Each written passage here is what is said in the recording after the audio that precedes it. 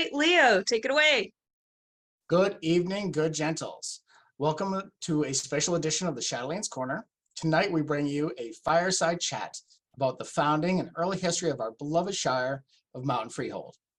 Thank you all for joining us. I'm Leo, Lord MacCullan, Order of the Silver Crescent, Chatelain of Mountain Freehold, and I'll be the moderator for this chat. So first, some business. The SA does not tolerate harassment or bullying. Please see the policy presented.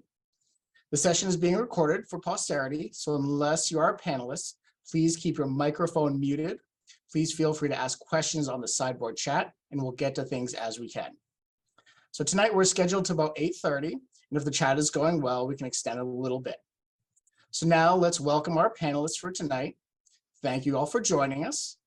We have Duke Randall of the Dark, Duchess Catherine Stanhope, Duchess Marieke Vandedal, Viscountess Gwendolyn Rhiannon, Magister David Olin Quellen. Now, first off, this is just a chat between our esteemed elders to tell us of the good old stories of the good old days. And I'm going to put our history in the sideboard so people can go read it as they want. So since we already have a chronological history, we don't have to go through that. But let's start at the beginning. So it's somewhere in the 1970s. And then there was a stream of the Mountain Freehold. And our esteemed panelists, tell us how Mountain Freehold came to be. So I was there. I am one of the three originals. I was going to UVM. It was the fall of 1977. I was going to live my first year at my uncle's house in South Burlington, where my cousin, who is Mariella, Baroness Mari, eventually, had gone to college in Buffalo, New York, and had come back and was very active with a Scottish dance group at UVM.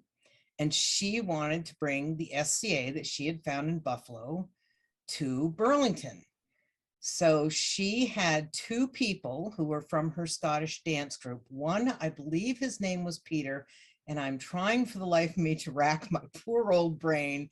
It was perhaps Alexander. I can't quite remember. Very, very tall fellow who was married, and his wife never really played. She danced. So he agreed to be treasurer. Mari was seneschal, and they needed a herald. I was known for being very loud, so I became the herald.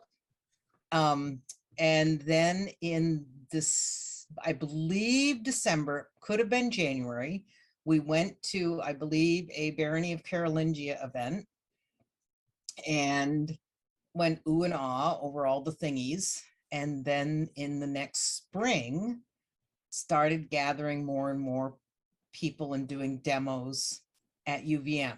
Now, here's the real fun part about the first demo, one of the early demos. Tierlock is also my mundane cousin, Mariella's brother. He kind of thought it would be cool. We were all of our family mundanely were history buffs anyway, so this was all a very easy fit. So Tierlock had seen some fighting and had gotten a hold of some armor, I think, and him and his roommate choreographed a fight because his roommate was not into it. They did not know what they were doing. They were not authorized. They had never fought before. And they did this choreographed fight at one of our very, very, very early demos somewhere at UVM. This would have been like April, May of 78. This would have been very, very, very early. That was actually where I developed my passion for fighting, because I thought that looked really cool. And Tierlock gave me the sword and held up his shield and said, well, go ahead and hit me. So I was wailing away on the shield thinking that was great fun. And then he looked at me and said, you can hit me, you know. And I'm like, oh, really? That's even better. From there, we kept doing demos and more people showed up. I believe our first event, did we have one in 78? I know we had February of 79. That was the Ice Castle event. Ice Castle event. So I'm not sure we did an official event in 1978, but we did a bunch of demos at St. Yeah, Mike's. I don't at think there was UVM. any. I don't think there was any event in '78 because it kind of there was a Tierlock was running some practices on the green out in front of MAT, and then it kind of tailed off for the summer. And the next thing that really happened was the demo at Oktoberfest. Yep. And that was when you showed up. Mm-hmm. Yep. Yep. And by then we'd actually figured out that this fighting stuff was something you really had to do for real. And carpet became our armor and Freon cans became our helmets. And we were actually fighting at some level. We were going to events. I remember going to a number of events out of our area in Carolingia. And in that process, we met Farrell and what was that? That was a little later, Bridge. wasn't it? Or was it, or was it that early? It was 78, 79, because our fighters started showing up and he was kind of new. And Yeah, I thought it was. I thought it was spring of '79. We went down to a Carolingian event, not Carolingian, Concordian event, which was Queen's Champion tourney. yep. Because that's where I remember meeting him. Okay. That's quite possible. I knew it was First time I'd been out of the Shire. Yeah. Well, not a Shire at that point. Well, we were a yet. Shire. We were a Shire because once I that's became right, an officer in 77, the fall of 77, spring of 78 was when we applied to be a Shire. And by then we had 5 actual members. I think the original 2 Scottish dance people had left by then. But we had Tierlock and me and Mari and perhaps 1 or 2 other people starting to dribble in. Somewhere in here, Baroness Jocelyn showed up very early on, 78. She was at UVM and she hung out with Freehold in the early days. I did not know that. Yep. Oh my God. Yep, she was very, very early Freeholder. So that was kind of where it all began. By 78, we were actually rolling along, and then February of 79, and I actually have a picture. I don't know if we can do a share screen. I'd have to find it before we do that. We actually I have a picture of a bunch of us standing in front of our snow fort that we built. Wow. We had fighting. We actually had fighting. Yeah. With We held this- a tourney.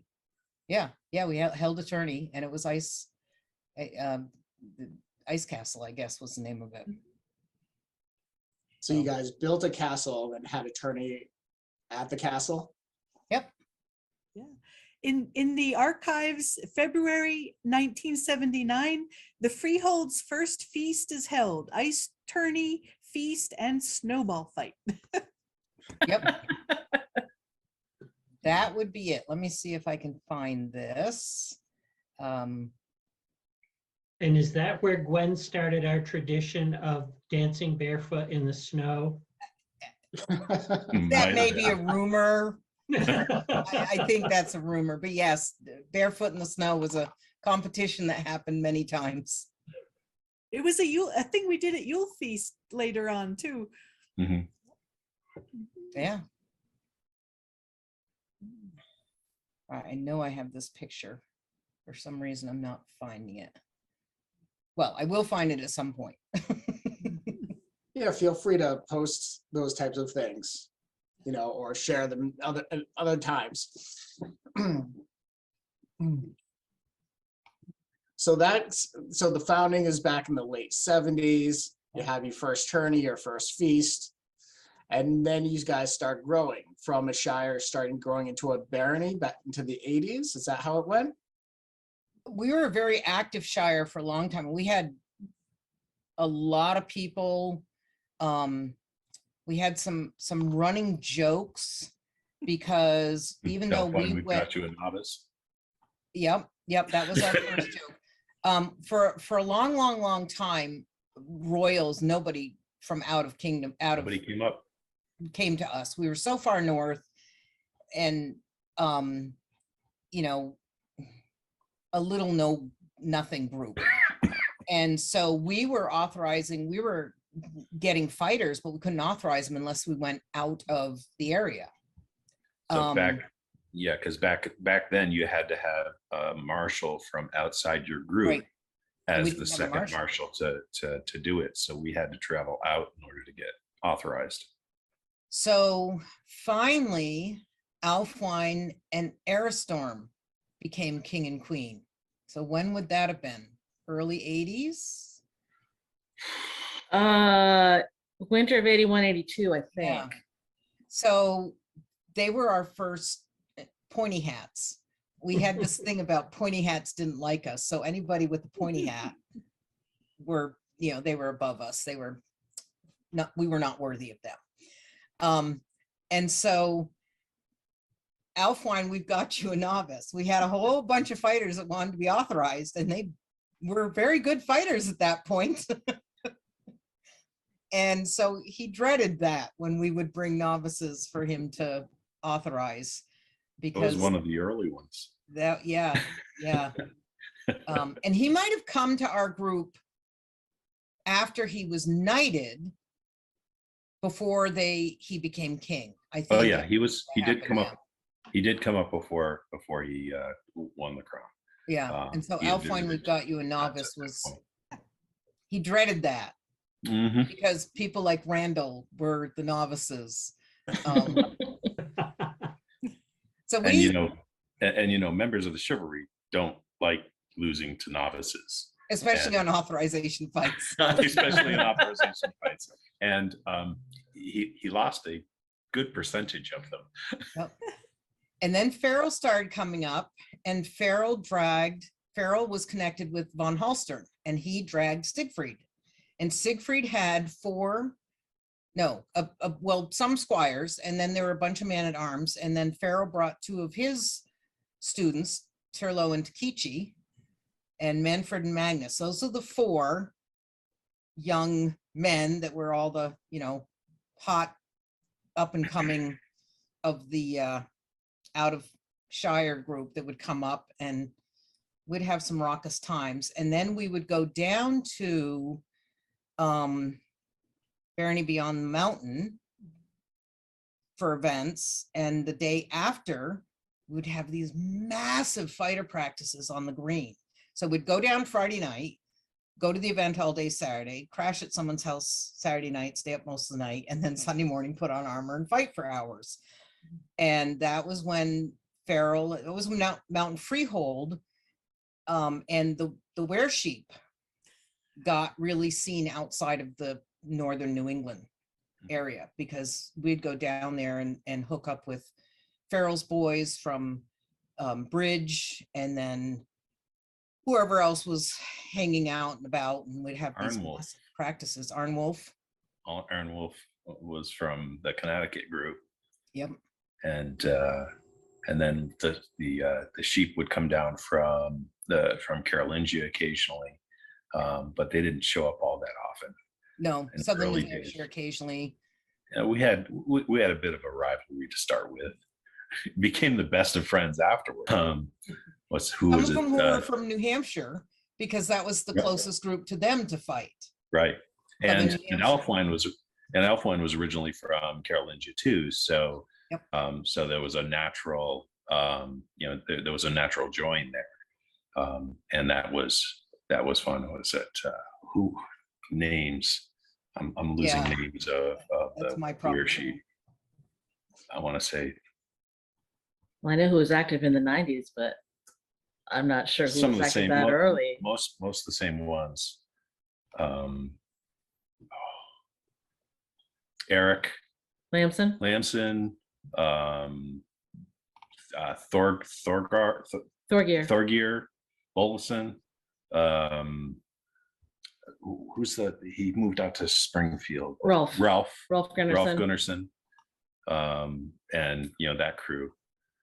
There were more. I don't remember. There was all of a them. bunch more. They had like 10 or 15 total in the group, but those were the ones that were the most, that stayed the longest, I think.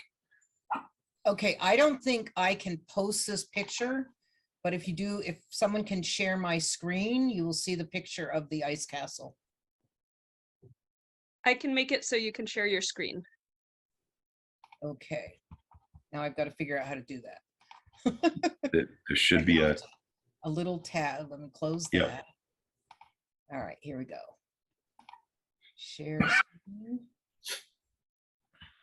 Or do I do it? I do it at the bottom. There we go. All right, oh yeah. I am on the horse. This is Yeah. Of course, you're on the horse. what was his name? Sarant. Sarant, Yep. Roxanne, Rashawn, Yep. Pierlock, Kim, who was from the Barony Beyond the Mountain group down in Connecticut. Mhm. I don't remember who that is. Peter. Peter, Peter yeah, Wasson. Peter Watson. Take care of Stellatia. Yeah. Can't figure out who this guy is. And then this is Rick Lane, who was a neighbor of ours. So this is actually on our property. We have a cemetery in the background. So I And should be in that picture, but I'm not, but who knows? yeah. Is that you in this helmet? I don't, It is possible. it is possible. And I don't know who this is either. That was Who was does the Steve- Canon group now. Oh, and Peter and was it Stephen? Roderick. Isn't that Roderick of Basing? Oh, that's quite possible, Roderick. And I don't know who this petite female is. Yeah, It I'm was- drawing a oh, complete There's someone blank. here. There's a blonde fellow. that could be me, That could be you but peeking out there. yeah. So yeah, that was the first Mountain Freehold event. Are those Freon helms? Yes. Those would be free on- and They this would are. be carpet armor. It's carpet that's inside out. You know, carpet is great armor. It really is. It really, really It is. protects very well. So that is the first, the beginning of the beginning. I think that's the oldest picture I have. Well, thank you for sharing that. Yeah, I'm glad I found it. I knew I had it somewhere. And then in somewhere in the process, 79, 80, 81, we discovered the Montgomery site. Oh, yes. And that is where Eck That and finally bought it, right?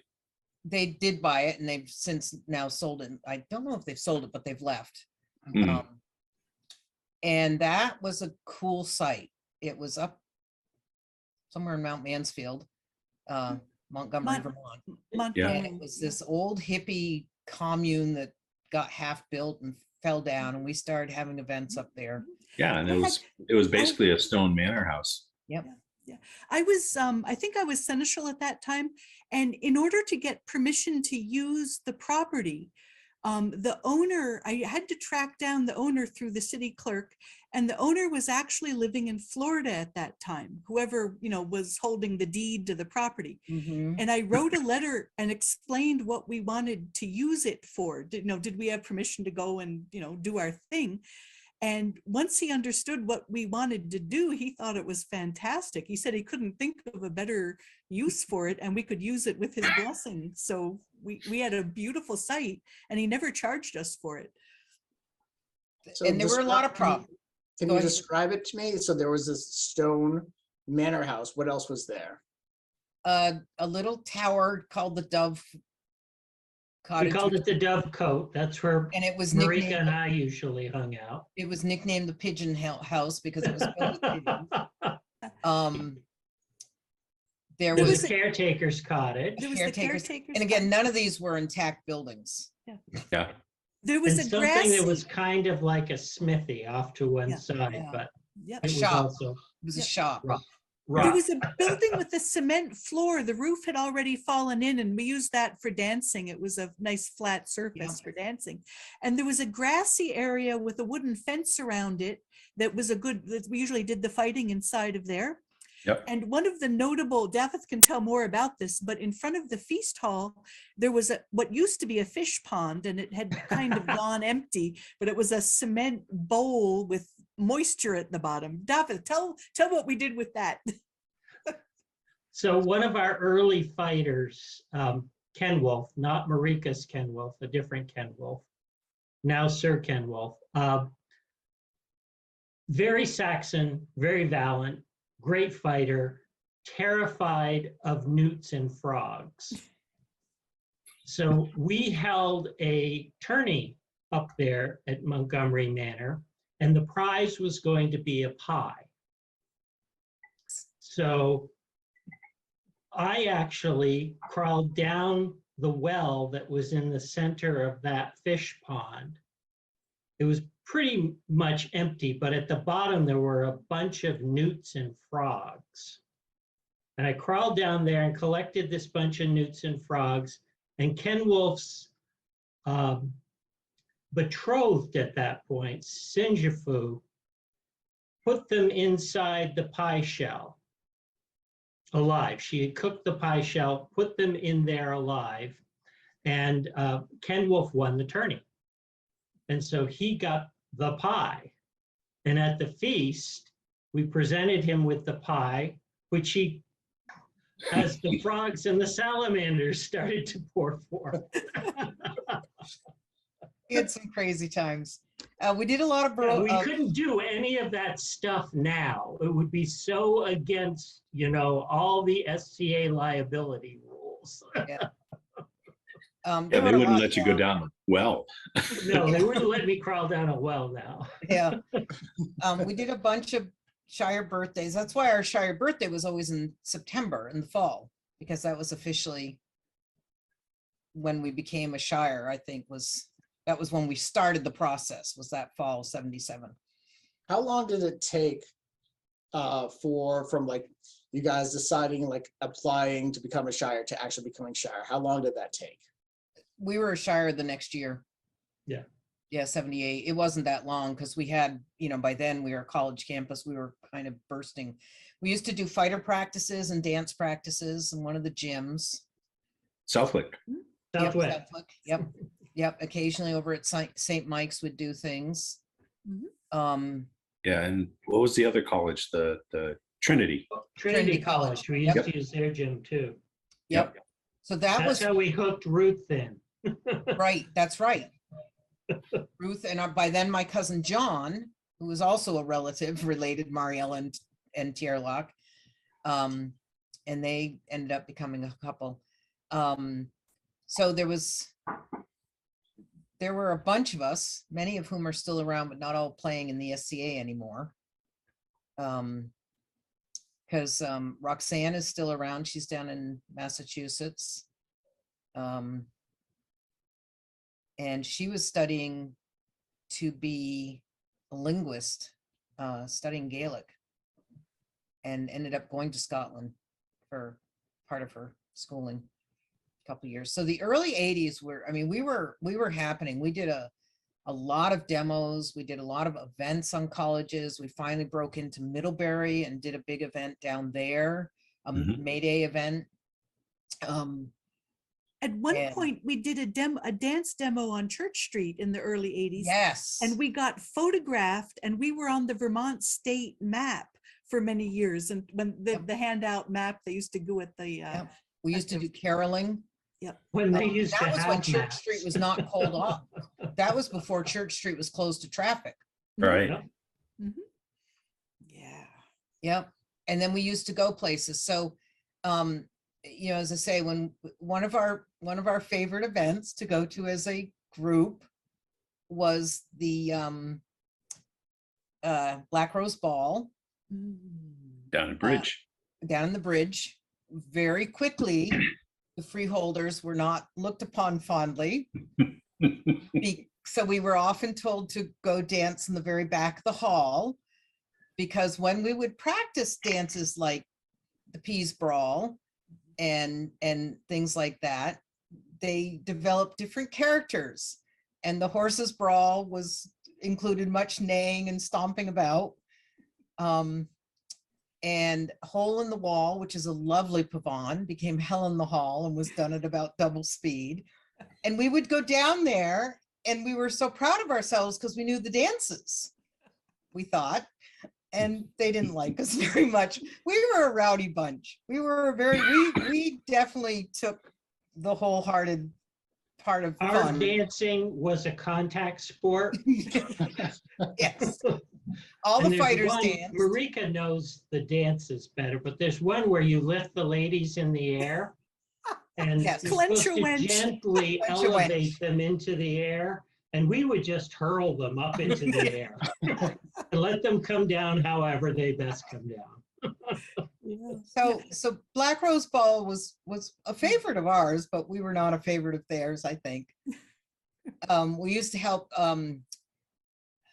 what was the big feast down there in Waterbury, Connecticut, down in that group? Oh, Simple Fare? Simple Fare. Yeah. That was, we'd go down there, would be in the kitchen all day, would be fighting, that was one of the big ones. Baron Salamala and his Oh. group down there. When you were talking about contact sports, before we get on to feasts, tell them about knee biting, because you were our chief knee biter. We don't do that anymore. We don't do that anymore. So Probably couldn't be So allowed. when you went to a formal feast and there were many people sitting at tables, there were often long pauses when not much was going on. And so it was discovered very quickly that if you slid off your chair, there was room under the table to crawl around and bite people's knees, and that would get quite a reaction. And of course, nobody up top would understand why Duke Muckety Muck was suddenly screeching and jumping out of his chair. So this became a popular game to crawl around under there and bite knees. And of course, a lot of people were in tights wearing, shorter tunics. So knees were very delightful to bite. We did do these things. We definitely, there were a lot of silly traditions that grew out of our craziness. There was a time when, I don't think it actually happened in the Freehold, but when Elfwine was king, right across the river in New Hampshire, he had an event in the wintertime. And it was remarkable for two things. First of all, there was a bat in the hall that made things very exciting.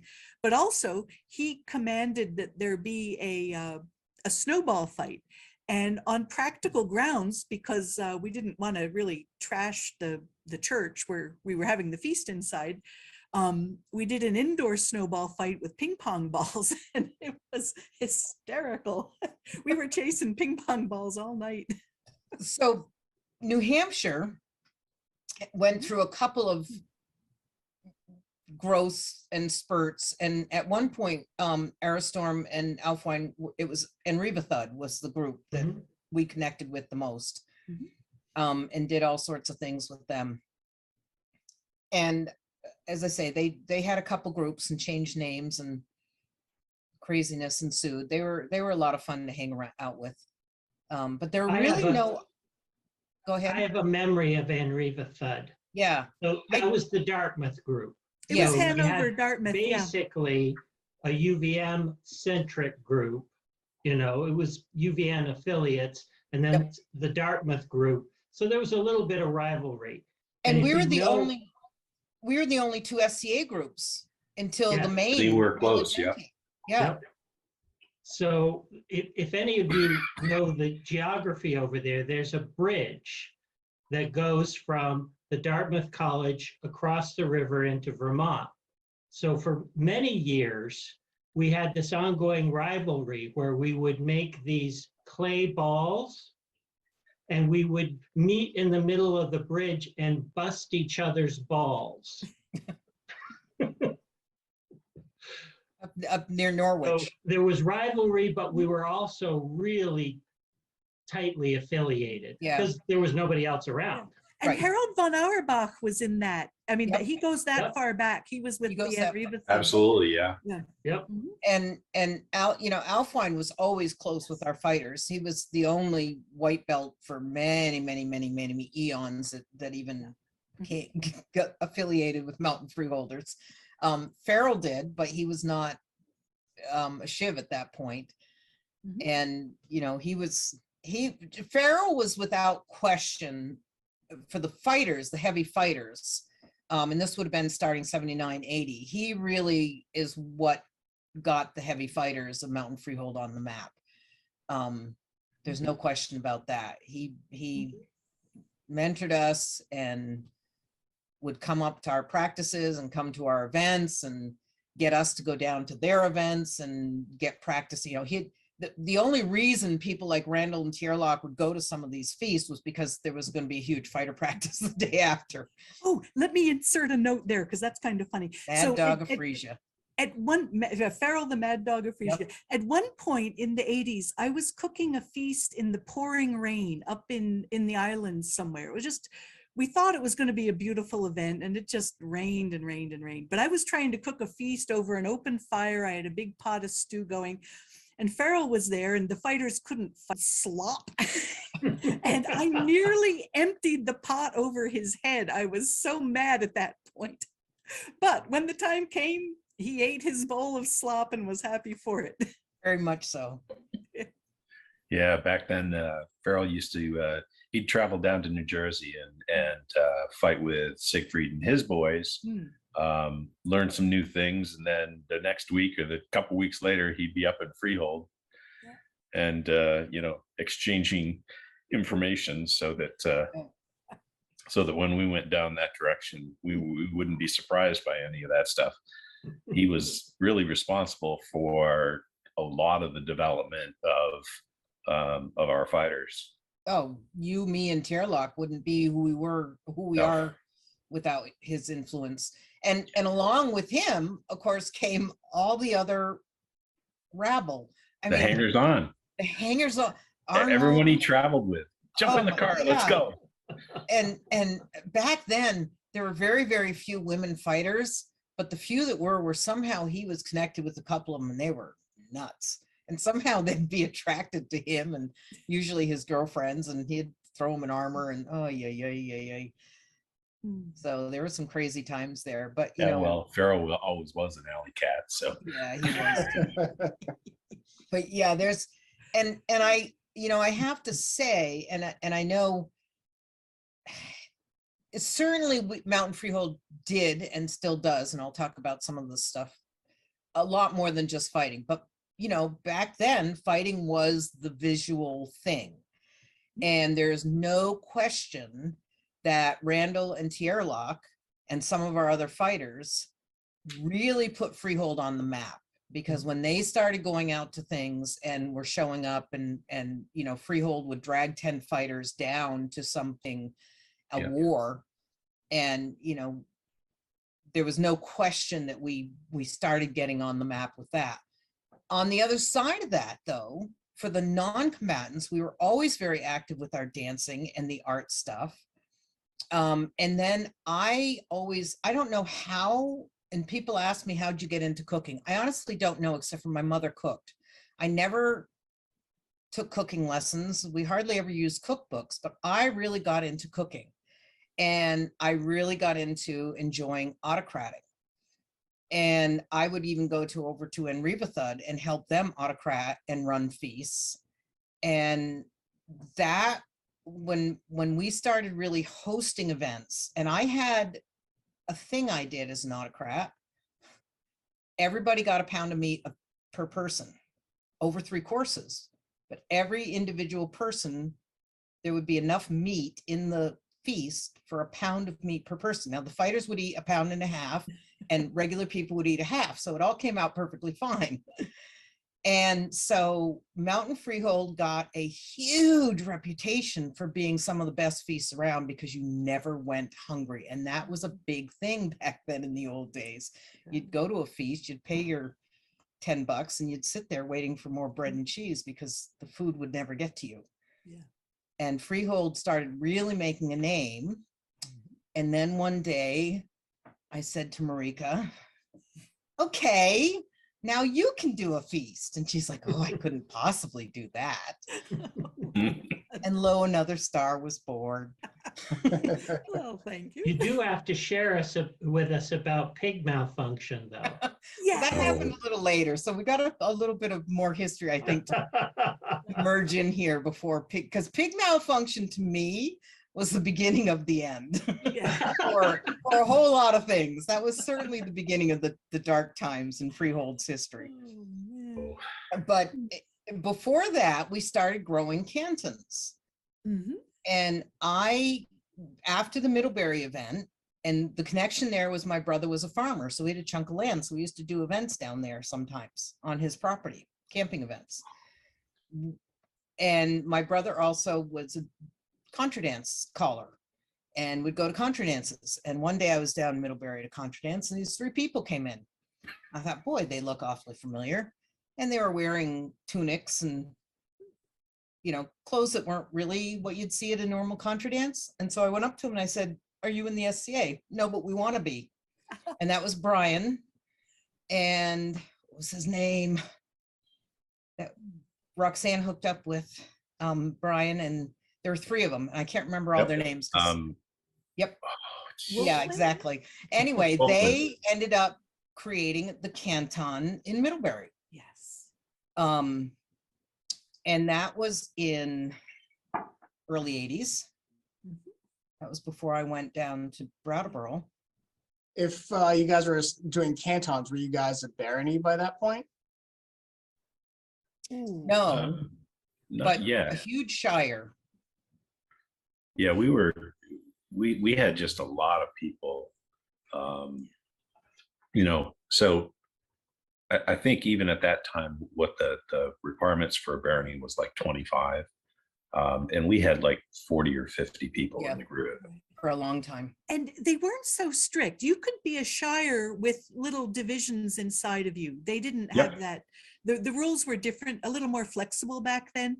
So we were still the Shire of Mountain Freehold, but we had named population centers within us. Yep. Mhm. So, But that was what started kind of the idea of doing a barony. Yeah. Was because we pretty much had the whole state of Vermont. And I think at one point there were 4 population centers within our Yes. shire. Yeah, 'cause we had- Newbury, Brattleboro, Mhm. Burlington, and Montpelier. Montpelier. and Bellows Falls, it was That was Brattleboro. Yeah, that was. Brattleboro, yeah, That Griffiths. was yours. Yeah. Yeah. So even before the feeling of doing a barony started, Narenbeck, yes, thank you. Even before the idea of becoming a barony was happening, we were bursting at the seams and spreading out all over the state. Mhm. And we were a pretty active bunch of people. Yeah. So that's how Middlebury grew. Goblin Tooth Gap Yeah. is their name. And they grew out of that. And we hosted some events down there. That was where the Whitsun, Mhm. a big Whitsun fair happened down there. At that point, the Whitsun Fair, we were all trying to dress like Vikings, but we didn't know what Vikings dressed like. And we had some pretty bizarre interpretations back in the early 80s of what Vikings looked like. I don't think anyone knew what anyone looked like I mean, the early 80s of the SCA, yes, things were starting to evolve, Mhm. but barely. I mean, Our Yeah. level of research was somewhat suspect. Yeah. There was no internet. yeah, No, none of that. You'd go to the library. I mean, the Cadfael Mhm. books, Brother Cadfael books, were almost a primary source. That's right. Tunics, yeah, tunics. And every now and then someone would do a tunic and wear a pair of tights, and oh my tights. Ooh. That was always very silly. T-tunics. I mean, it was T-tunics, Yeah. T-tunics, T-tunics. Yeah. And yeah, we'd go to other events, go, oh my God, look at those people. And that was the pointy hats. Look at those people. They're all in pointy hats, and they had Elizabethan and Tudor and these different garb that we had never seen. So, Yeah, I remember an early Burlington Free Press article written on us. And I think it was up at one of our Montgomery events. And I was described as wearing a Saxon miniskirt. yeah. I have a whole collection of newspaper articles. Some of these I still have. I even have the one that was done on the SCA in Playboy. Yeah, I'll have to get those archived at some point. They aren't all freehold, but I have a bunch of old news articles that I somehow kept. Those were the days when poor Marieke thought that for each outfit, you needed a different persona. Oh my God, So, yes. yes. the early days of the Freehold, Marieke had maybe 6 personas. That's right. I do remember that. Y'all fixed me after a point. I needed an attitude adjustment.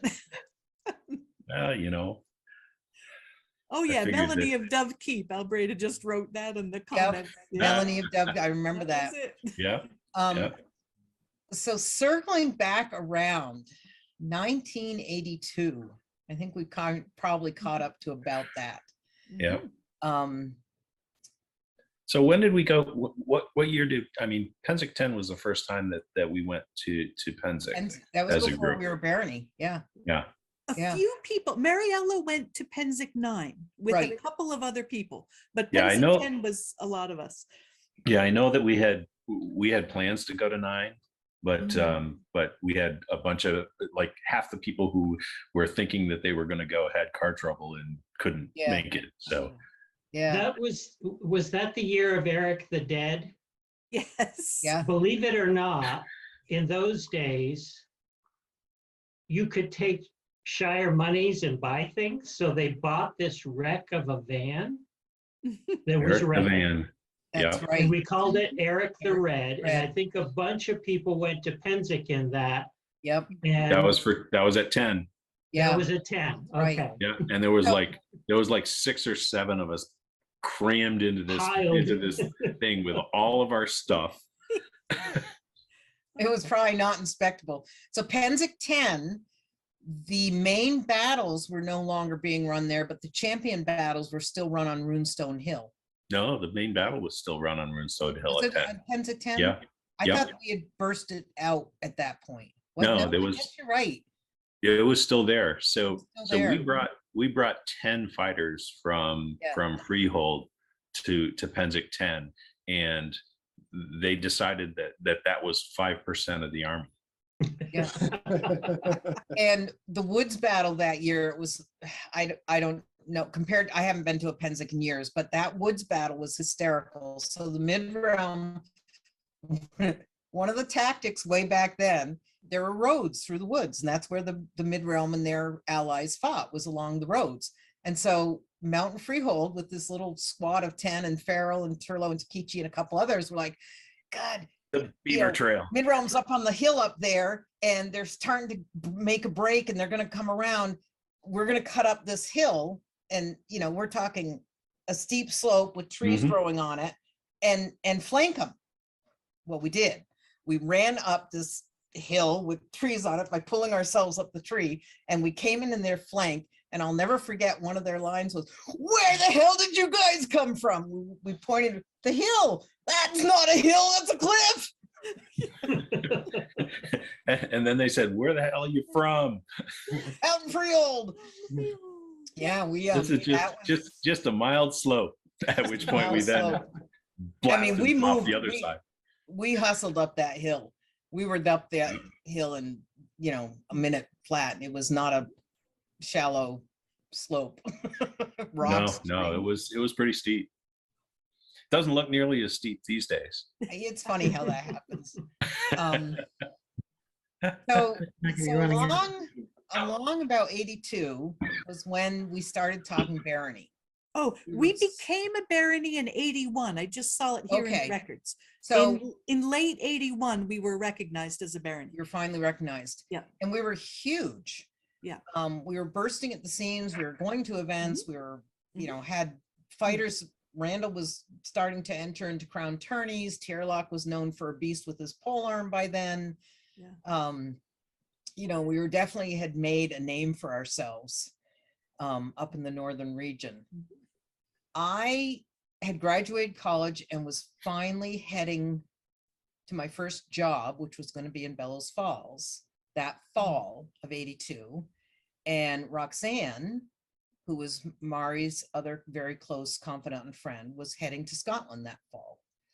So poor Mariella was definitely under some stress of two very close confidant and friends leaving the area. And we were autocrating the birthday bash, the first baronial birthday bash. That's right, because it was our first baronial birthday bash was going to be up in Montgomery. And so I thought, oh, cool, we'll roast a pig.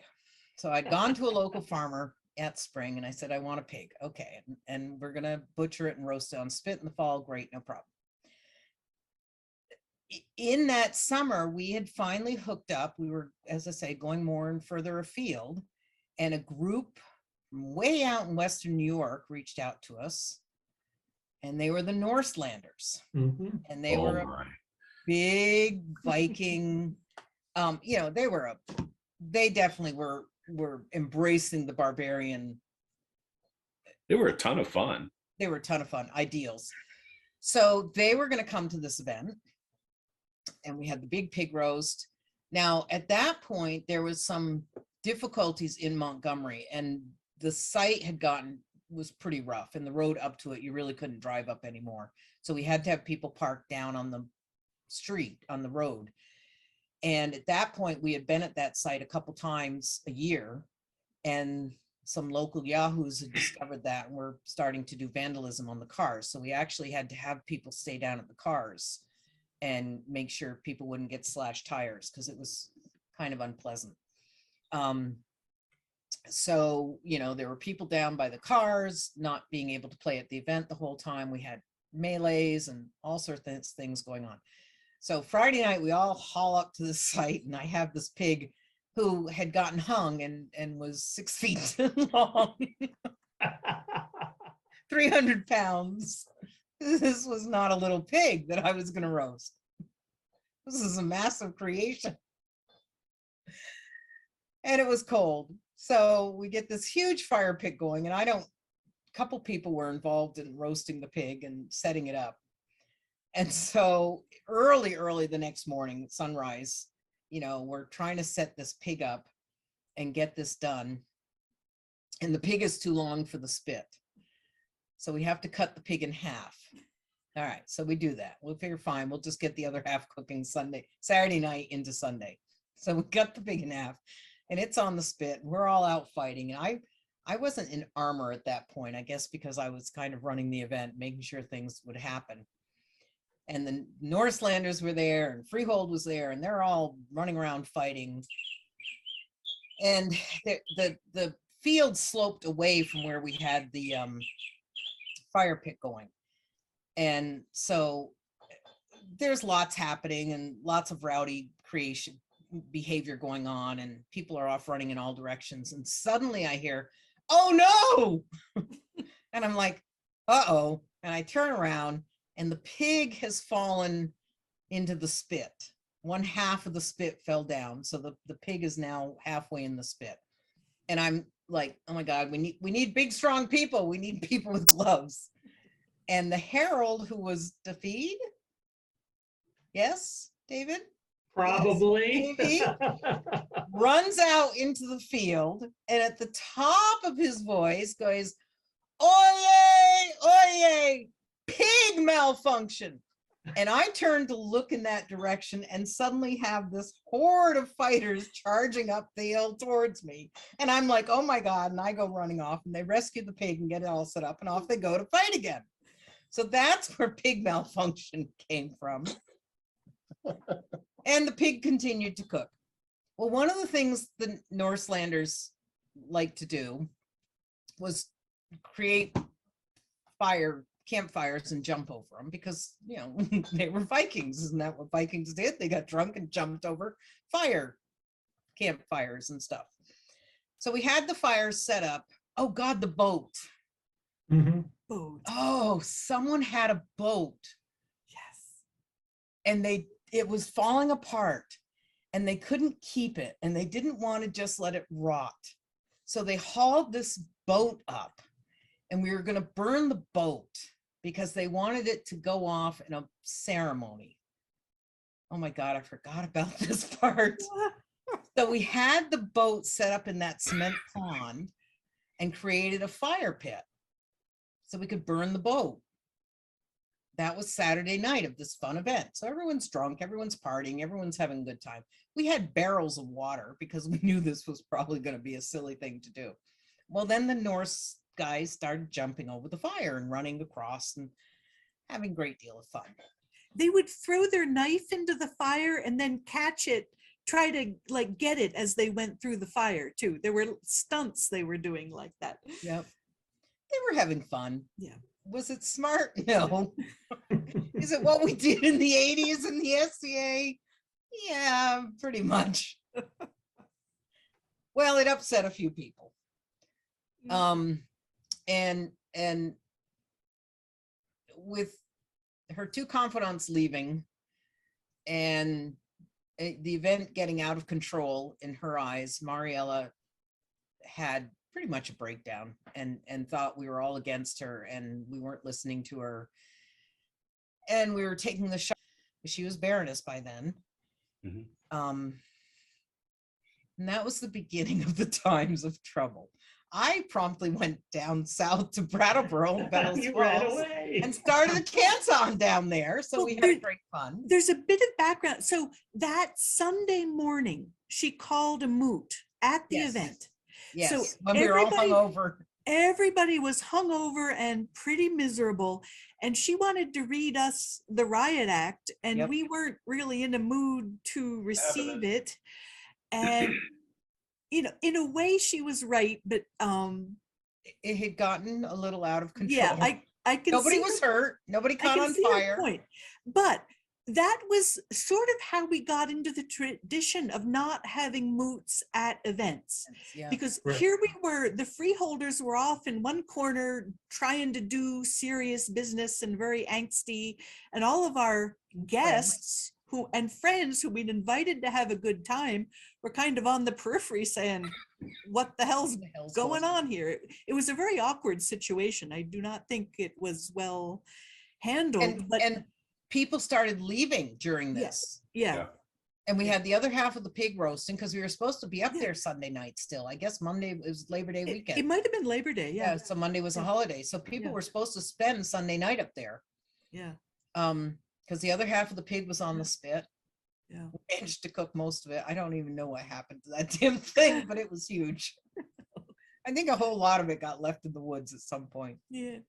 yeah. So, I ended up down in southern Vermont where we created another canton. So we had Mountain Freehold proper.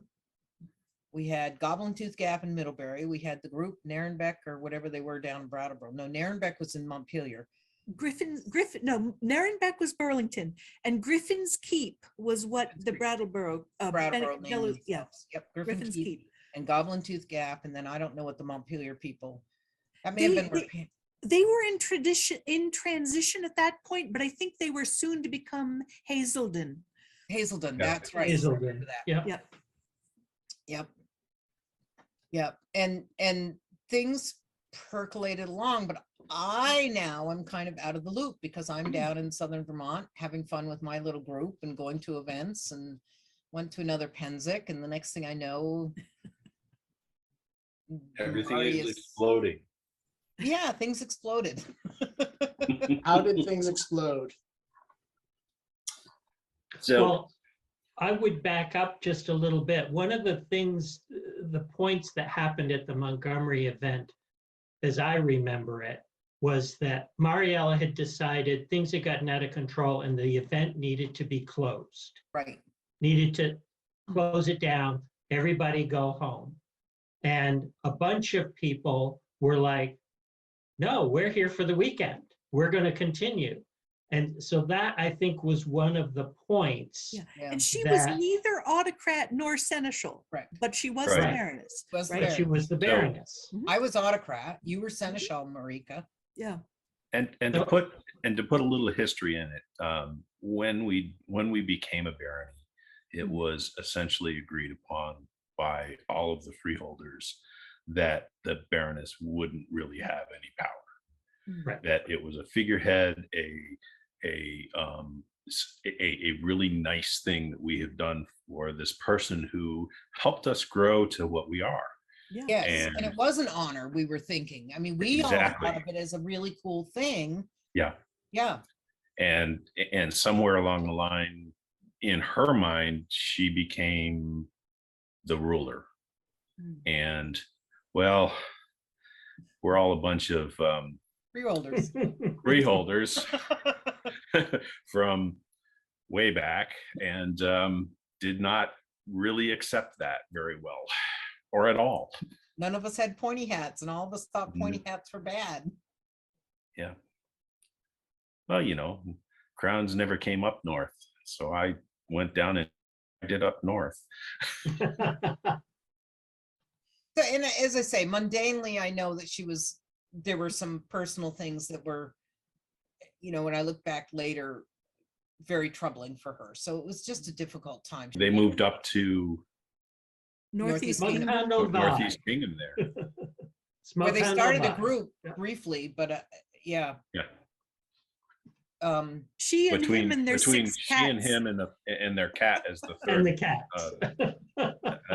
as their third member. Yeah, I mean, it was sad. It was a sad thing, and I was actually shocked when, because as I say, I went down south and I was doing my thing and enjoying my new job and my new career, and kind of And you missed all the nasty I stuff. missed the, I was there when the I wish I whirlpool could have. started.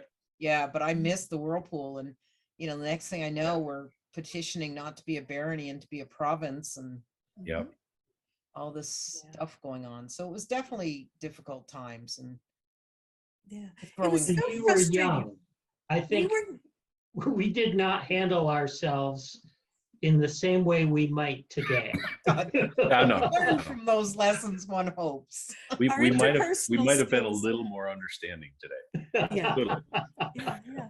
And it was really quite a conflict because we did want to honor her and we were very grateful to her for starting our group. That was Yep. always at the base of it.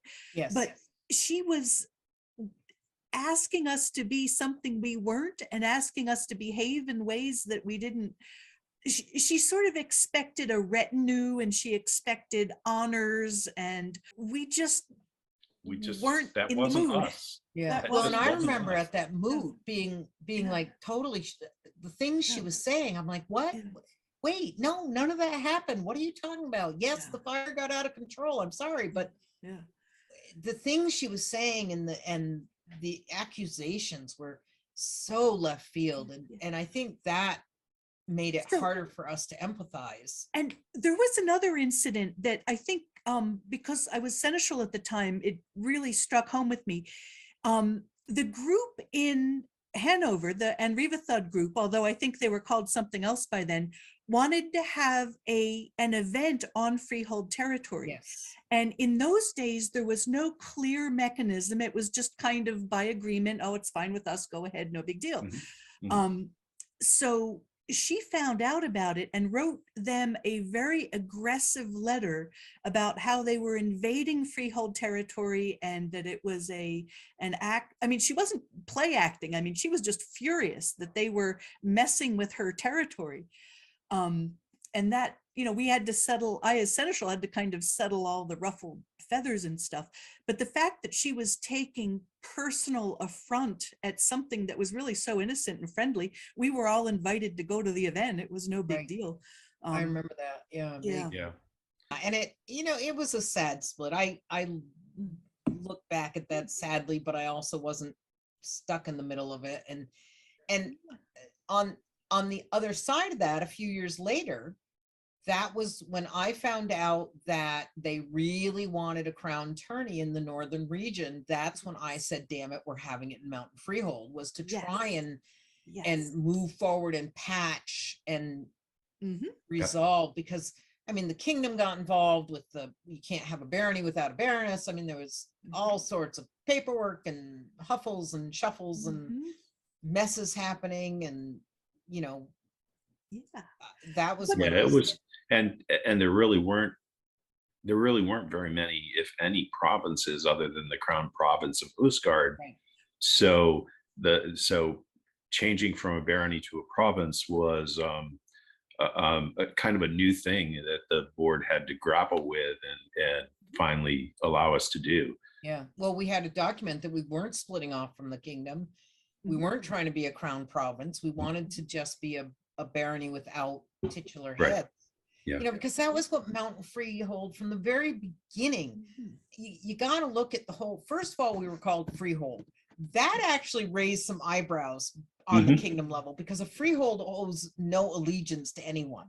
Mhm. And we were in the East Kingdom and got away with that name. So Mountain Freehold was a bit of a woohoo by us rock-headed It Vermonters. probably I wouldn't mean, pass now. it Yeah. probably wouldn't. And Notice the ship group. yeah, so if you want to really go back, I always say a group is merely a reflection of the mundane world underneath it. Mhm. Vermont came to be a state, and the Green Mountain Boys were created as a militia to keep New York and New Hampshire from claiming our lands. Vermont happened because New Hampshire wanted to go to Lake Champlain and New York wanted to go to the Connecticut River. And that is what created Vermont. We And are so- granite rockheads from the get-go. Absolutely. So and to give New Hampshire and New York their due, they did have grants from the king saying that, well, one of them had grants from the King of England and the other one had grants from the King of France, and we told them both to take a flying hike. Pretty much. So for Mountain Freehold to become Mountain Freehold was basically saying the Green Mountain Boys live and we are going to now play in the SCA. So, it was just, there was a lot to this. And so I give the kingdom a lot of credit for not simply wiping us Nuking all out, us? saying, and allowing it to be a province and then allowing us to still It was function. because we really wanted to thrive. Yeah. I mean, in Right. spite of all this craziness, we still kept having events and having meetings and Yeah. electing our officers and carrying on because the fire was lit in us. We needed to do this. Mhm. We had So we close to played by 50 the rules. paying members. Yeah, I mean, we had Yeah. which back in those days Yeah. was a whole lot of SCA memberships. Yeah. Yes. I still, I mean, even places like Carolingia, which were huge, didn't have very many more paying members than we had. yeah.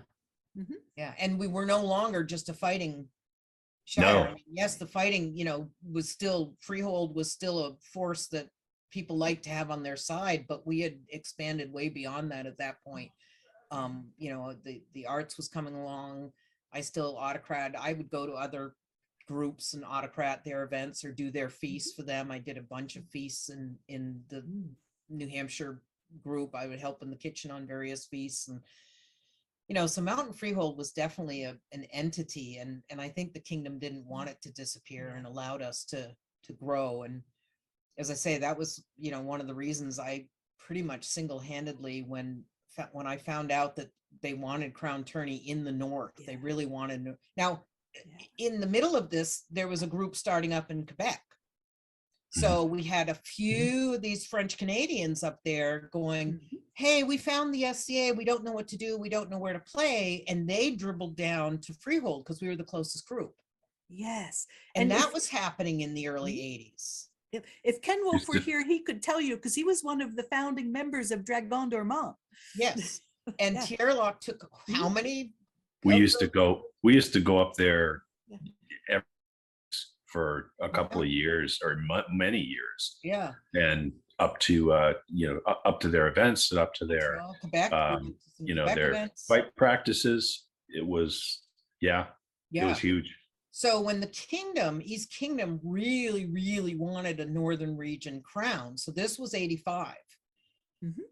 I was like, we're doing this. I mean, I literally said, I reached out to the Rutland Fairgrounds. I made sure that it was possible. I did it. And then I went to the group and said, okay, this is what's happening. We can make this work. We Yeah. put in our bid. Yeah. And you were already in Europe by then, but No. you came back to run. How did that work? So Oh, the same month in the spring, I put in for the bid for the East Kingdom Crown Tournament All to be Crown run in the Tourney. fall. yes. Mundanely, I had discussed, I wanted to leave Vermont to work in a bigger hospital. I was a physical therapist. So I filled out all the forms to apply to a Massachusetts state license, because in physical therapy, every state you had to have a license. The same time, my then boss said, I found this ad about physical therapists in Europe working for the Army. So I sent off a letter to them. So I sent off 3 letters in the course of 1 month. It would have been April or May. As a matter of fact, it was not. It was March. And I know this because I kept something years later. So in March, I sent off these letters. I never heard diddly. Every now and then I'd get a form to fill out from Massachusetts. And then I got a phone call from the East Kingdom. Mountain Freehold has Crown Tourney in September, whatever it was, October. Yay, that's exciting. Literally the next day I got a call from Europe. And it was an interview to be a physical therapist at an army hospital in Nuremberg, Germany. And I'm like, yes. And so we had Crown Tourney for October. And when would I start on my new job? You would start in August. Yes, I said, but I have a problem. My cousin is getting married in October on this weekend. So I'll need to have a 4-day weekend to fly home. My cousin was already married. And so I told Ruth, you're getting married in October. So that was when I said to Marieke, okay, there's a great hall and we have a kitchen so you can do the feast. And she's like, I can't do a feast that big. I've never done a feast that big. And I said to Defeed, and Defeed, you know, this event's going to run itself because it's a crown event. So they all do everything, but I need someone to handle the reservations and all that and handle gate. And of course you're good enough to do it. He was like, oh, sure, I can do that. And off I flew to Europe.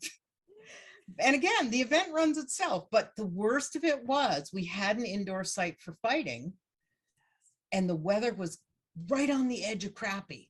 It wasn't raining. It was almost raining. It was sort of snowing. And I was like, so I got managed. Thank God I got home Friday and we would all get to the site. And I kept trying to tell them, are we going to be fighting indoors or outdoors? And they wouldn't tell me.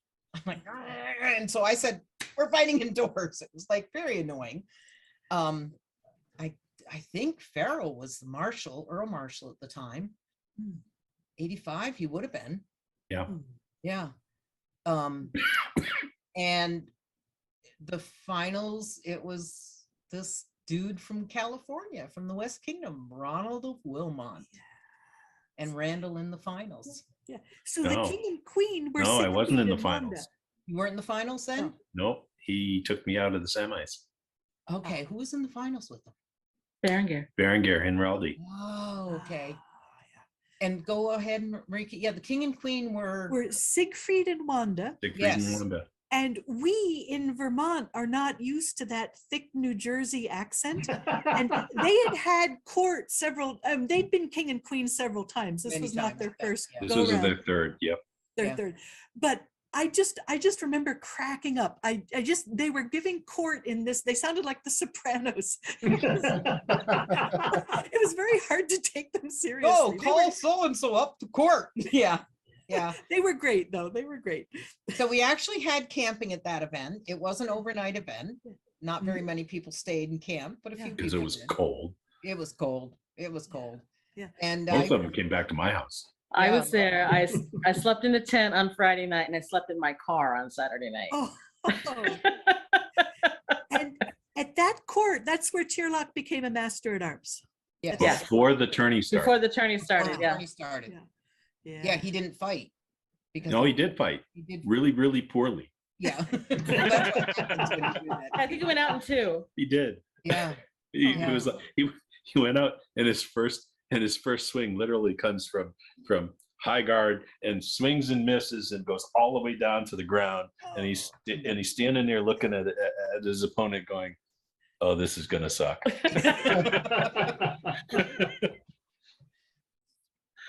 That was his first fight. It was like, yeah, yep. Congratulations, you're a member of the chivalry. And that was Freehold's first crown event that Yeah. Freehold ever hosted. That was their first crown event, not our last, but certainly the first. Well, we had Queen Amber came to see us before. We had, that, right? yes, we had a couple royals, Mhm. royal progresses. I forget what that was early Forget when. 80s. Yeah. Let's see if I It can. was find after Alphonse and Aristorm were king and queen because they were the Yes. first royals. They were the first royals. Yeah. Because at that point they were kind of adopted freeholders. Mhm. So poor Queen Amber, we invite her up to do a royal progress in a court, and we weren't really, familiar with royalty. I mean, we had a baroness, that was the closest We we'd had. really gotten. They were Right. evil. Yeah. So it was a beautiful summer day. We set her up a little throne and a table with snacks and everything, and she could view the tourney field. And in those days, there were no queen's guards, there was no retinue, and she had come up and nobody dared approach her.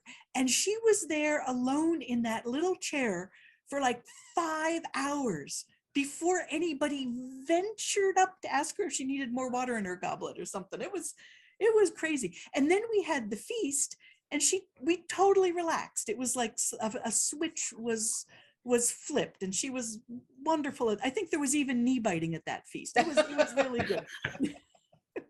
Quite possibly. Yeah. But yeah, we'd had at that point that, but yeah, it was. She crashed at my house. I remember putting her up. Yeah.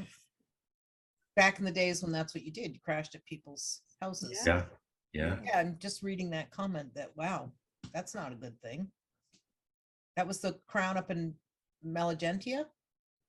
What's that? No, that was the one. It was up in the islands, Oh. like Yeah, it was You up in know, Grand Isle. about 20 yards from Canada. Ugh, that's not fun. Oh, That was That was the crown tourney with Griffith, wasn't it? That was later, yeah. I think Lucan won this one. Lucan won that one. Okay, so that was in the 90s. Okay, That'll so be that next wasn't the time. most That's recent. way beyond the 90s. Way Okay. beyond the 90s. So anyway, we're still in the 80s. Yeah. So at some point in this time, Randall is fighting for Marieke in crowns. Yes? Yeah. Always. Yeah. And making it to like finals. So I'm So I in made- Bella's. So I made My finals. part of, go ahead. So I made finals the first time against Siegfried in the reign before the tourney that was held in Rutland. And so the expectation was that I was going to do very well in that tournament. Yes. And That was the I other did reason we not. won crown. And You made the semis. That's not horrible. I didn't do as well as expected. Okay. But yeah, it was that was lots of fun, and lots of I don't know. I'm not sure I remember what happened after the tourney. so I don't remember a whole lot about that event. I was so in two worlds at that point. It was pretty wild. So going into that tournament, into that crown tournament, the finals was supposed to be Morgan against me. That's what the finals were supposed to be, right? In his mind. In my mind, Oh, in gotcha, lots of people's minds, Yep. that's what the finals were going to be. And Well, Ronald was a count at this point. He had won Right. the crown out west once. and had just come over to the east and stuff. So he was kind of an unknown quantity, and unfortunately, I drew Morgan in the first round, and so I beat him in the first round, and then couldn't get my thoughts together for the rest of the tournament. It was kind of a big letdown. So that's and then the worst fight of my absolute entire life was against Berenguer and Raldi in the quarters, semis. It was just And you were still fighting for Marieke then, or had you started? I was still fighting for Marieke then, because we had barely met at that point. Okay. So we weren't together yet. We didn't get together until after I won, or just before I won the crown. Just before you won the crown for Marieke. And I was gone by then. Yeah. And what year was that? 86 was the 86. crown tourney. Yep. And I was Fall in of Dragonwald. 86. Yeah. So it was 1 year after the crown in Rutland. Yeah. Just the next fall crown. So one thing Randall told me that I took to heart dearly when he said, he asked me if he could fight for me in this particular crown, and I said, sure. And he said, if you get arrogant, I'll kick your ass. Well, And it's funny because Mountain Freehold always had this thing about our baroness, and we wanted really to hold ourselves to a higher standard of behavior at that point. So yeah, that was good advice, Randall. I'm really glad. and clearly it never happened. So good. No, absolutely not. Yeah. So Marieke, I don't remember the time frame, but I don't want to miss the fact that the Freehold was the sponsoring group for Coldwood. Yes, that was in there. Yes. So I think this is around the time that Coldwoods started to begin.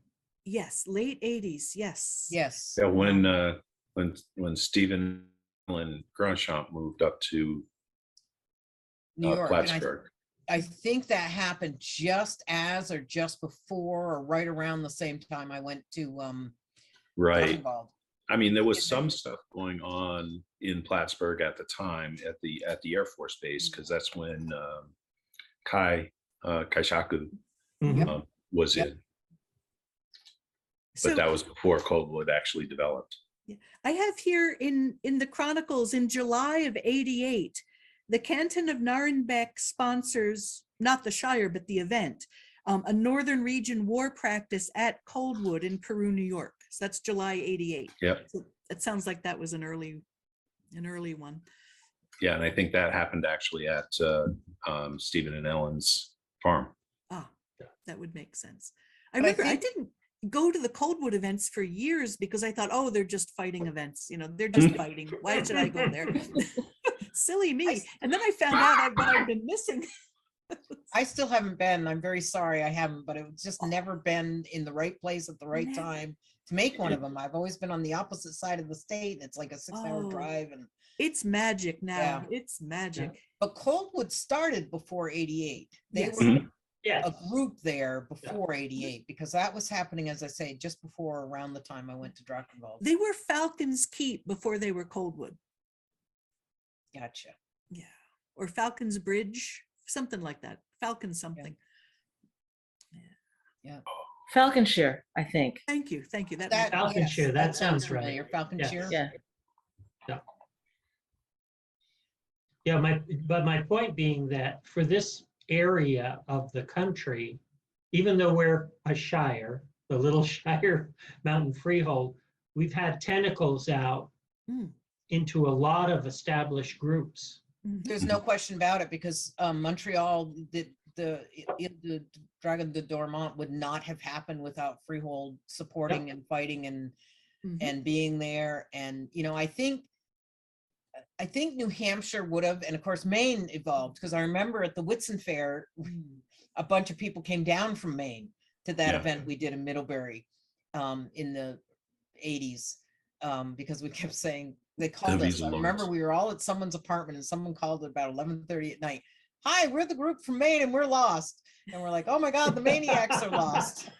So we got them there. And sometime at midnight or 1 o'clock, they showed up at the apartment in Middlebury. So they were happening. And New Hampshire, for all it went through a lot of evolutions, was happening. But without question, the groups to the north and the groups immediately to the west were highly influenced and supported and encouraged by Freehold. Yeah. And those ties are still really tight. Absolutely. Absolutely. So where are we on the timeline then? So we're talking late 80s at this We're in point? the late 80s at this point. Yeah. Yeah. Yeah, Okay. well, Randall, so Freehold during Randall and Marieke, we haven't really talked about that. And that would have been 86. So we're mid 80s right now. Yeah. Summer of 87. And I was gone by this point, so. So we were Pensick king and queen, right? Right. Yes, we were. So when did you guys reign together? He won the Fall Crown tourney in 86, and we 86. were coronation was sometime in April of 87, and coronation was in Connecticut. UBM, I think. Yeah. EBM, yeah, that sounds about right. Mhm. Beautiful sunny day, and of course we had a lot of friends in BBM, so it was just like being at home, and they did a beautiful feast for us. It was a rather astonishing feast. So yeah, one thing I recall in the run up to that, I think while I was still princess, I had a boyfriend. Very annoying Remember boyfriend. that one? Yes. I stayed with him longer than I should have because he had a sewing machine and I didn't. And I knew I had to sew a lot of garb. Dumb reason to stay with a boyfriend. Oh We'd my have taken up a collection and bought you a sewing machine. Yeah. Yes, Yeah. he Yeah. did. You So said something. Gwyneth spearheaded an effort to get me my own damn sewing machine. And she found me a used machine and it was beautiful. And the, freeholders passed the hat to pay for it. It was the most lovely thing because not only did it give me a sewing machine, but it finally allowed me to cut the ties. So Was that the story where he tried to demand your attention and a bunch of the fighters had to kind of stand up and that was another boyfriend. Different boyfriend. I was, That was a another mess. boyfriend. I had really poor judgment in boyfriends. I finally got a good husband. But boy, it was a learning curve. You Oh, finally got a good. man. Mm. so you guys were reigning for Pensick, and what Mhm. Pensick was that? 16. Ah, Pensick 16. see, I'm glad you know. So in those days, there were no Queen's Guards. Nope. And we camped sort of on the top of Runestone Hill. And Mistress Breed was going to be our camp mistress. And she encountered some difficulties on the road on the way to Pensick, and I don't think she ever actually made it or made it quite a bit later. So out of the sort of spontaneously, Gwyneth and Thorlock decided they were going to run our camp for us, which was wonderful. So they got everything organized and set up, and we had a kitchen tent and everything. But this is really low infrastructure. We're talking nylon tents, maybe we might have had a 10 by 10 pop-up at that point. They weren't really all that common even back then. So we did the best we could, but we were a little bit inexperienced. And one of the things we didn't know about was about the gate. And tell it, Randall, you can tell it better than I can. No, go ahead. Okay, so so I don't know if it's still this way, but the East Kingdom camp was right next to the Mid-Realm camp. Right. And the Mid-Realm camp, the king was Talamar, who was this big known duke. And he had infrastructure out the wazoo. He had like this 3-ring circus tent for a huge banners flying everywhere. They looked professional. And we were just like this little slum over to the side. It wasn't that bad, but there was quite a contrast. The contrast was pretty huge. The contrast was pretty huge. So we kind of got ourselves established, and we'd been there for a day or two. And one night, after we'd been there maybe 2 nights, this little procession issued forth from the mid-realm camp, and there were nicely dressed gentlemen, and some of them had torches and some of them had swords, and they sort of took up stations in front of what passed for our camp gate and stood there. And we curiously issued forth and said, hello, mid-realmers, why are you standing in front of our royal camp?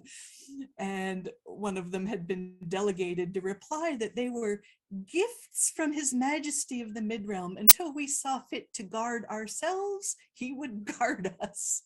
It was charming, but he was kind of putting us in our place, like we kind of had to get our act together. So all we had to do was make known to our dear friends and fellow That we kingdom needed members. guards. And all of a sudden we had all the guards we needed, but we didn't know we needed them. It was funny. So what was my response? I don't remember. Was it So- something to the fact that I don't need guards? It might Pretty much. I can defend myself. That's I'm why not I wear the surprised crown. at that one. How did I guess? Because he's a That's- freeholder. Yeah, But we're the freehold. We don't need guards. whatever. Whatever. I remember that Penzic. Of course, there was like, I'm still kind of a do-it-myself sort of person, and there was no retinue to speak of. There was you'd kind of We just had to do we it had some yourself. friends. We had some Mhm. friends, and they were very good, but you kind of at some point we were getting towards the end of the Penzic. I was exhausted. I hadn't eaten anything anyway, and a message had to go down to some camp far away, and I had to do it for some reason. It wasn't something that could be entrusted to a messenger, right? So I kind of gather myself up and prepare for the long walk. And one of the heralds from Stone March came with me. So just me and the Stone March herald.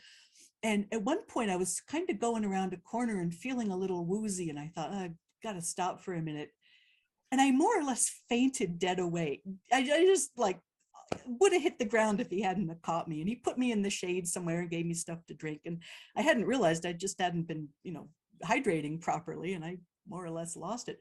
So later that afternoon was the final court, when you get at that time, for every battle that was won, you got to hold a banner. Now we'll get into I'll go back a minute, but for some reason we only had 2 banners, and the Mid-Realm had many other banners. But there I was in court receiving the banners for the 2 battles that we had won. And because they had given me so much to drink before court, I had to pee like nobody's business. And like all this stuff was happening, and it was final court, and things were happening. And I swear it passed in a blur, because all I could think of is I pee so bad. So finally court was over, and fortunately there was a portalet right outside of court, and I was able to take care of business. But wow. So the reason why it was a weird Penzic, a weird and sad Penzic, was the Mid-Realm Queen had a pretty advanced form of brain cancer at that point. And she was in a very fragile state, and she was terminal dying. and wasn't expected to live more than another 2 or 3 months at most. it was I And had come to that Penzic from Drakenwald. And yeah it was. Yeah, she gave it her all. I mean, she did everything she could. For archery, she went out in a little, there weren't that many golf carts in those days, but she went out to the archery field in a golf cart, and somebody cranked up a little crossbow for her. And she, barely held up the crossbow and shot the first arrow for the champions tournament to get it started. So that was all Iceland. all very beautiful. Iceland, right. So Mount Yep. Iceland is named after her. Yep. So because that was the case, all of our customary allies were fighting on the other side. So the East pretty much stood alone. I think we had some Tuchuks with us. So So we, the way I tell the story is that that all the kingdoms of the known world Mm. arrayed against the East Kingdom, except Mm. for one. My brother, the King of Kaid, sided with Oh. me, and his army was stupendous. She was really good, actually. Yeah, it was Iceland's war. I remember that. Yeah. Nobody wanted that war to be won, Yeah. Mm. basically. And Yeah. I told Talamar at the time that if I could have, I'd have fought for him too. Yeah. But he really Yeah. did need an opponent. Yeah. Pretty much. It was kind of an awkward setup, all in Yeah. all. In retrospect, we might have found some other way of doing it. I don't know that it would have worked, but you know how they had the grand peace one year and things like that. There might have Yeah, been a way to. but you didn't do that back then. Right. Yeah. Yeah. And That it was still fairly early in the Yeah. in the Penzic history, and it hadn't gotten to the really nasty stuff that happened later on. It was still small enough so that both sides were friends. They would, they went out and fought during the day. They did pickups, and then they partied in each other's camps at night. Right. Yeah. Right. And that doesn't happen nearly as much these days. And I think that's one of the reasons why it's less friendly, I think is the way I'd put it. I mean, it's the wars are still good, and they're still, really, hard fought, good fighting and stuff, but It's the become a camaraderie business. is not there as much. Yeah, it's become a business. Penzic has become a business. Yeah. You've got all these moving parts and all these bits and pieces that have to happen, but it's a business now. It's no longer a collection of friendly weirdos that are. Yeah, I mean, we all went, and everything was essentially run by the people who were there. Now you've got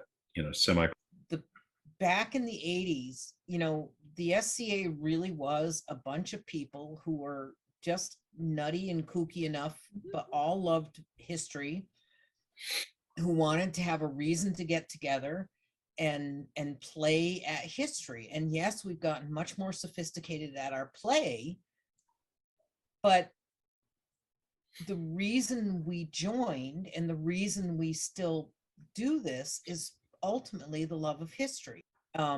And there's certain things I talk about on vigils, and depending on whether it's a Shiv vigil, a defense vigil, a Pelican vigil, I try very much to bring in the fact that don't forget where this game started. This is about history and having fun and being able to do these things with people from all walks of life and bringing history alive. And bring yeah, exactly.